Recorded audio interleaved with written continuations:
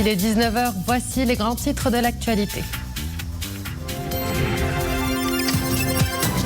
Les précieuses fioles du vaccin anti-Covid-19 du Britannique AstraZeneca fabriqué en Inde sont arrivées hier. Une première livraison qui annonce le lancement sous haute instruction royale de la campagne massive de vaccination la semaine prochaine. Comment se déroulera-t-elle? Réponse et éclairage dans cette édition. Candidat frontliner au vaccin, une fois au centre de vaccination, c'est un circuit particulier que vous devriez suivre, un peu crucial. Dans cette édition, nous vous les présenterons au détail près.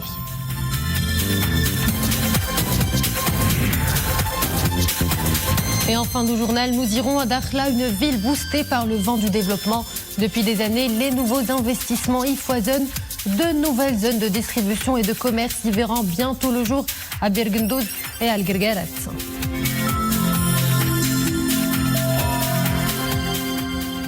Hier, dans l'après-midi, le Maroc a reçu une première livraison du vaccin britannique AstraZeneca fabriqué en Inde. La semaine prochaine, la campagne de vaccination contre le coronavirus sera officiellement lancée sur haute instruction royale. Selon un communiqué du ministère de la Santé, le Royaume recevra également, mercredi prochain, 27 janvier, la première livraison du vaccin Sinopharm en provenance de Chine. Plus de détails avec Mohamed Aïtlashgar. Le Maroc a reçu hier le premier lot du vaccin AstraZeneca.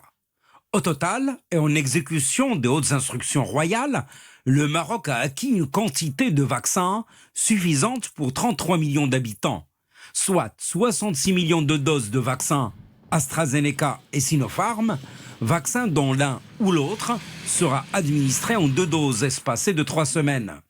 Après le premier lot reçu hier du vaccin AstraZeneca, le Royaume va également recevoir la première livraison du vaccin Sinopharm mercredi prochain 27 janvier en provenance de la Chine. L'opération de vaccination nationale sera officiellement lancée au cours de la semaine prochaine. Elle va cibler graduellement les catégories concernées. Les personnes vulnérables au virus et ses complications, les professionnels de la santé âgés de plus de 40 ans, les autorités publiques et des forces armées royales et les membres de la famille de l'éducation âgés de plus de 45 ans. Il s'agit aussi des personnes âgées de plus de 75 ans, ainsi que, dans un premier temps, des zones en proie à des taux élevés de contamination par la maladie de la Covid-19. Le ministère de la Santé précise que les 2 vaccins choisis par le Royaume, AstraZeneca et Sinopharm, ont été mis au point dans le respect des normes internationales en la matière et leur conformité aux standards de qualité et de sécurité sanitaire a été établie. L'opération de vaccination sera donc lancée officiellement la semaine prochaine dans le cadre de la haute sollicitude dont Sa Majesté le roi Mohammed VI ne cesse d'entourer l'ensemble des composantes du peuple marocain depuis l'apparition des premiers cas du coronavirus et dans le cadre de l'intérêt qu'accorde le souverain à la santé et à la sécurité de tous. Sa Majesté le roi Mohammed VI avait donné ses hautes instructions pour le lancement d'une vaste opération de vaccination nationale et d'immunisation contre la Covid-19 en vue de progresser vers une immunité collective de nature à réduire le nombre des contaminations et des décès. Après le vaccin AstraZeneca autorisé dès le 6 de ce mois, le vaccin chinois Sinopharm a de son côté aussi obtenu hier le feu vert du ministère de la Santé. Ce dernier a annoncé avoir autorisé d'urgence le vaccin Sinopharm contre le coronavirus après l'avis rendu par la Commission nationale consultative d'autorisation des vaccins anti-Covid, commission qui examine depuis des semaines les différentes données scientifiques et techniques fournies par le laboratoire chinois. Des données relatives aux procédés de fabrication, à la nature des analyses sur la matière première en laboratoire, au vaccin lui-même, ainsi que les données précliniques et les résultats des études cliniques. La Commission nationale consultative a unanimement conclu la conformité du vaccin Sinopharm aux normes internationales et aux recommandations de l'OMS. Par conséquent, ce vaccin répond à toutes les conditions de qualité, d'efficacité et de sécurité et ne présente aucun effet secondaire potentiel, souligne le communiqué affirmant que cela ouvre la voie au laboratoire chinois Sinopharm pour l'obtention d'une autorisation d'urgence pour une durée de 12 mois. Et pendant cette première phase seront vaccinés les professionnels de santé âgés de plus de 40 ans, les autorités publiques, les forces armées royales, le corps enseignant de plus de 45 ans et les personnes âgées de plus de 75 ans. Ces personnes devront prendre rendez-vous sur le site liqahcorona.ma. Petit aperçu de cette plateforme avec Mohamed El-Chgar. Pour connaître quand et où vous vaccinez, vous envoyez au numéro vert 1717 un SMS comportant le numéro de votre carte d'identité nationale. Ou, si vous êtes étranger, le numéro de votre carte de résidence. Quelques secondes plus tard, vous recevrez une réponse également sous forme de SMS. Pour toute autre information, vous avez à votre disposition un numéro vert Allo Liqah Corona, un numéro opérationnel du lundi au samedi de 8h du matin à 18h. Et puis, c'est encore plus pratique, vous pouvez consulter à tout moment le site internet www.liqahcorona.ma où des informations sont disponibles en arabe et en français. Sur ce site, vous pouvez consulter toutes les données concernant les deux vaccins, AstraZeneca et Sinopharm, ainsi que la procédure de vaccination. Et pour les plus avertis, ce site présente également des données sur les résultats des études cliniques pour les deux vaccins. Et évidemment, une fois vaccinés, avec les 2 doses à 3 semaines d'intervalle l'une de l'autre, vous pourrez télécharger votre attestation de vaccination à toute fin utile sur ce même site www.liqahcorona.ma. Et avec ce démarrage imminent, nos équipes sont parties à votre rencontre pour vous poser quelques petites questions. Alors, êtes-vous prêt à vous faire vacciner? Que pensez-vous des vaccins acquis par le Maroc? Voilà quelques questions que vous en posez. Leïla Asli et Nessal El Hamdaoui. L'arrivée des premiers lots du vaccin suédo-britannique AstraZeneca au Maroc semble raviver l'espoir d'un début de sortie de la crise sanitaire. Le vaccin que le Maroc vient de réceptionner a un haut taux d'efficacité. Il a d'ailleurs été adopté par de nombreux pays européens et cela ne peut qu'être positif pour l'ensemble des citoyens marocains. Nous sommes fiers d'être parmi les premiers pays à avoir fourni à leurs citoyens le vaccin anti-Covid-19. Comme tous les Marocains, nous l'attendions avec impatience.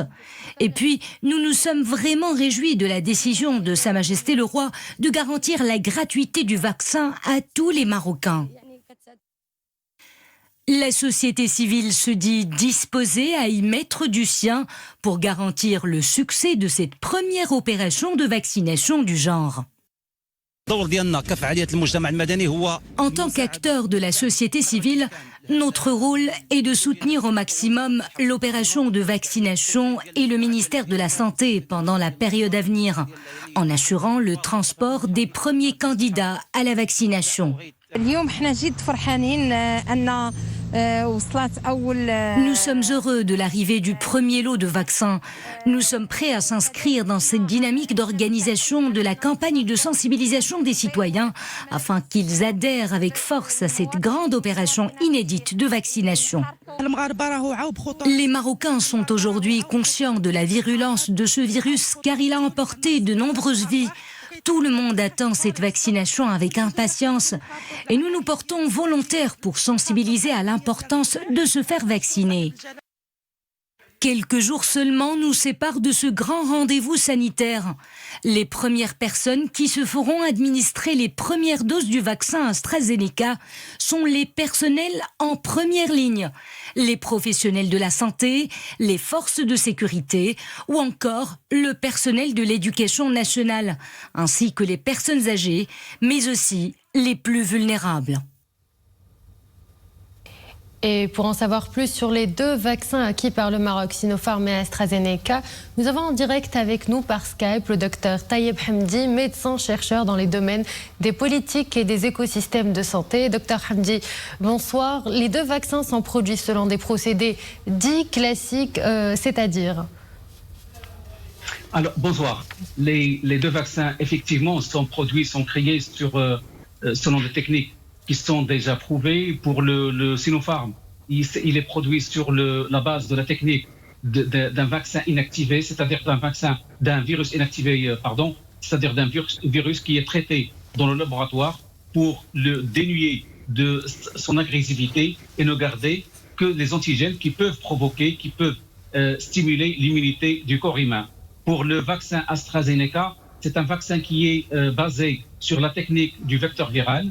Elle aussi, c'est une technique qui est déjà utilisée dans d'autres vaccins et qui a été essayée et qui a été expérimentée dans le Corona numéro 1 en 2002, Corona du Moyen-Orient en 2012. Et donc, c'est une continuité de recherche qui a permis aujourd'hui d'aboutir à des vaccins qui sont sûrs et efficaces en l'espace d'une année. Et docteur, que sait-on exactement des données cliniques de chacun des deux vaccins?